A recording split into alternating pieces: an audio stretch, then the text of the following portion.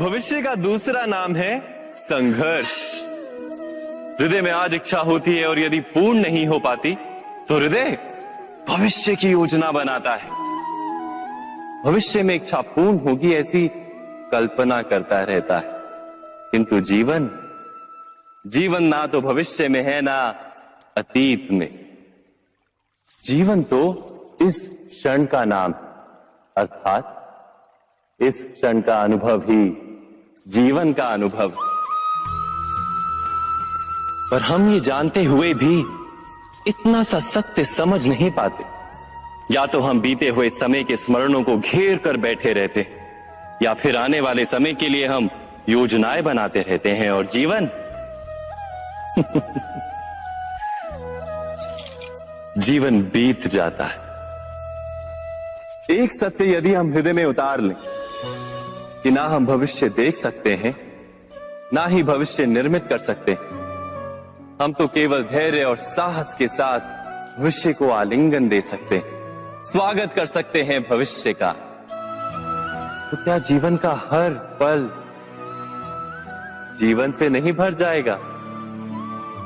स्वयं विचार कीजिए।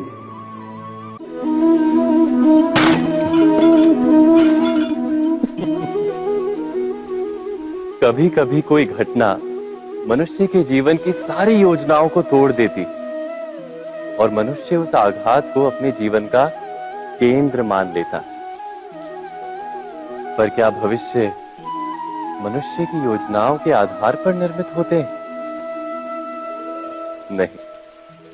जिस प्रकार किसी ऊंचे पर्वत पर सर्वप्रथम चढ़ने वाला उस पर्वत की तलाई में बैठकर जो योजना बनाता है, क्या वही योजना उसे उस पर्वत की चोटी तक पहुंचाती है? नहीं। वास्तव में वो जैसे जैसे ऊपर चढ़ता है वैसे वैसे उसे नई नई चुनौतियां, नई नई विडंबनाएं, नए नए अवरोध मिलते हैं। प्रत्येक पद पर वो अपने अगले पद का निर्णय करता है। प्रत्येक पद पर उसे अपनी योजनाओं को बदलना पड़ता है। कहीं पुरानी योजना उसे खाई में ना ढकेल दे। वो पर्वत को अपने योग्य नहीं बना पाता, केवल स्वयं को पर्वत के योग्य बना सकता है। क्या जीवन के साथ भी ऐसा ही नहीं?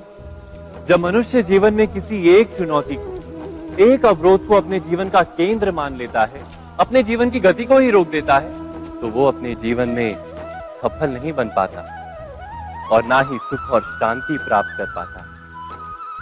अर्थात जीवन को अपने योग्य बनाने के बदले स्वयं अपने को जीवन के योग्य बनाना ही सफलता और सुख का एकमात्र मार्ग नहीं। स्वयं विचार कीजिए।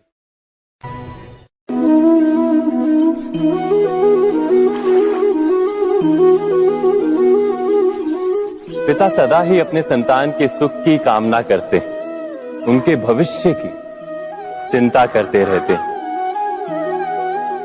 इसी कारणवश सदा ही अपने संतानों के भविष्य का मार्ग स्वयं निश्चित करने का प्रयत्न करते रहते। जिस मार्ग पर पिता स्वयं चला है, जिस मार्ग के कंकर पत्थर को स्वयं देखा है, मार्ग की छाया, मार्ग की धूप को स्वयं जाना है, उसी मार्ग पर उसका पुत्र भी चले, यही इच्छा रहती है हर पिता की। निस्संदेह उत्तम भावना है ये, किंतु 3 प्रश्नों के ऊपर विचार करना हम भूल ही जाते हैं। कौन से प्रश्न? प्रथम प्रश्न, क्या समय के साथ प्रत्येक मार्ग बदल नहीं जाते? क्या समय सदा ही नई चुनौतियों को लेकर नहीं आता? तो फिर बीते हुए समय के अनुभव नई पीढ़ी को किस प्रकार लाभ दे सकते हैं? दूसरा प्रश्न, क्या प्रत्येक संतान अपने माता पिता की छवि होता है? हाँ, संतानों को संस्कार तो अवश्य माता पिता देते हैं, किंतु भीतर की क्षमता तो ईश्वर देते हैं। तो जिस मार्ग पर पिता को सफलता मिली है, विश्वास है कि उसी मार्ग पर उसकी संतानों को भी सफलता और सुख प्राप्त होगा। तीसरा प्रश्न, क्या जीवन के संघर्ष और चुनौतियां लाभकारी नहीं होती?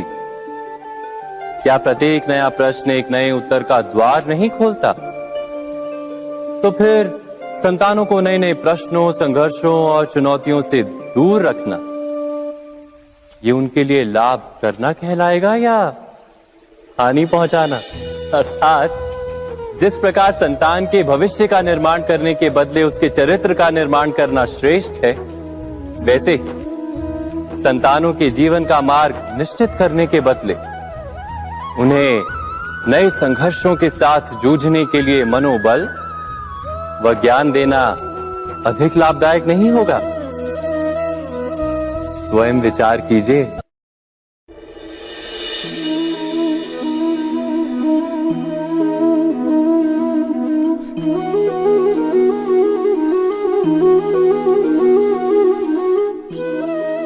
जीवन का हर क्षण निर्णय का क्षण होता है।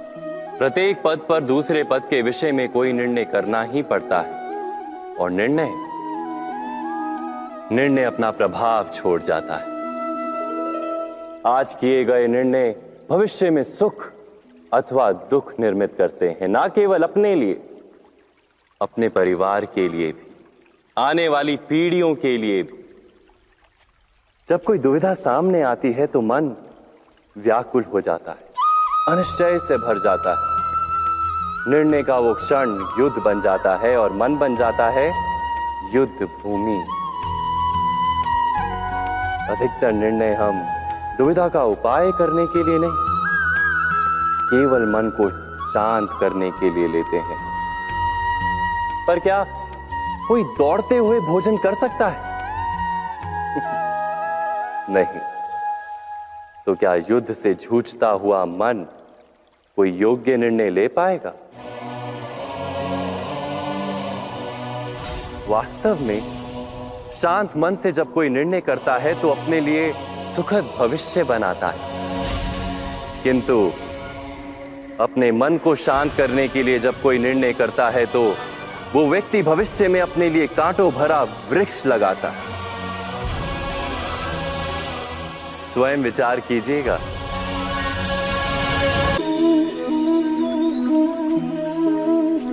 सबके जीवन में ऐसा प्रसंग अवश्य आता है कि सत्य कहने का निश्चय होता है हृदय में, किंतु मुख से सत्य निकल नहीं पाता।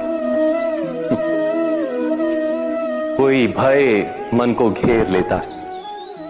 किसी घटना अथवा प्रसंग के बारे में बात करना या फिर स्वयं से कोई भूल हो जाए उसके बारे में कुछ बोलना, क्या ये सत्य है?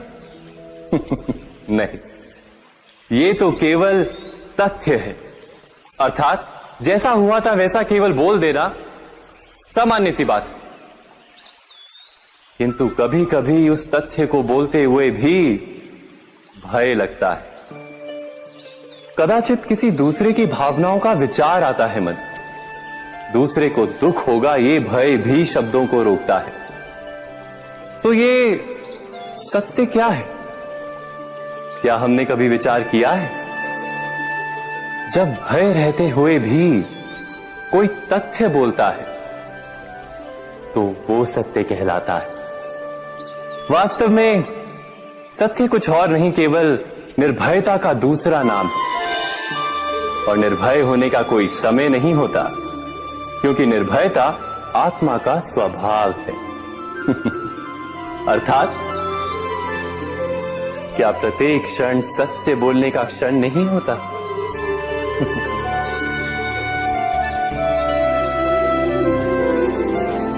स्वयं विचार कीजिए। जीवन में आने वाले संघर्षों के लिए जब मनुष्य स्वयं को योग्य नहीं मानता, जब उसे अपने ही बल पर विश्वास नहीं रहता, तब वो सद्गुणों को त्याग कर दुर्गुणों को अपनाता है। वस्तुतः मनुष्य के जीवन में दुर्जनता जन्म ही तब लेती है जब उसके अंतर में आत्मविश्वास नहीं होता। आत्मविश्वास ही अच्छाई को धारण करता है। ये आत्मविश्वास है क्या?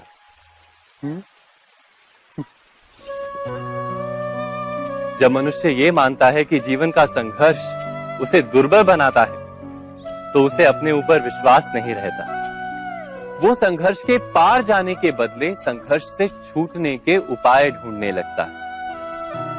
किंतु जब वो ये समझता है कि ये संघर्ष उसे अधिक शक्तिशाली बनाते हैं, ठीक जैसे व्यायाम करने से देह की शक्ति बढ़ती, तो प्रत्येक संघर्ष के साथ उसका उत्साह बढ़ता है।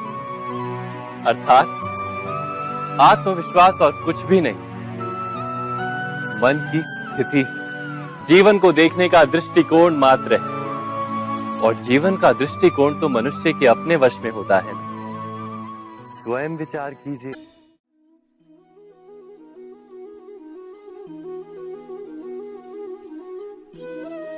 ज्ञान प्राप्ति सदा ही समर्पण से होती है, ये हम सब जानते हैं। किंतु समर्पण का वास्तविक महत्व क्या है? क्या हमने कभी विचार किया? मनुष्य का मन सदा ही ज्ञान प्राप्ति में विभिन्न बाधाओं को उत्पन्न करता है। कभी किसी अन्य विद्यार्थी से ईर्ष्या हो जाती है, कभी पढ़ाए हुए पाठों पर संदेह जन्मता है और कभी गुरु द्वारा दिया गया दंड मन को अहंकार से भर देता है। नहीं, क्या ऐसा नहीं होता? न जाने कैसे कैसे विचार मन को भटकाते हैं और मन की इसी अयोग्य स्थिति के कारण हम ज्ञान प्राप्त नहीं कर पाते। मन की योग्य स्थिति केवल समर्पण से निर्मित होती है। समर्पण मनुष्य के अहंकार का नाश करता है। ईर्ष्या, महत्वाकांक्षा आदि भावनाओं को दूर कर हृदय को शांत करता है और मन को एकाग्र करता है। वास्तव में ईश्वर की सृष्टि में ना ज्ञान की मर्यादा है, ना ज्ञानियों की। गुरु दत्तात्रेय ने तो गाय और श्वान से भी ज्ञान प्राप्त कर लिया था। अर्थात विषय ब्रह्म ज्ञान का हो या जीवन के ज्ञान का या गुरुकुल में प्राप्त होने वाले ज्ञान का, उसकी प्राप्ति के लिए गुरु से अधिक महत्व है उस गुरु के प्रति हमारा समर्पण। क्या ये सत्य नहीं? स्वयं विचार कीजिए।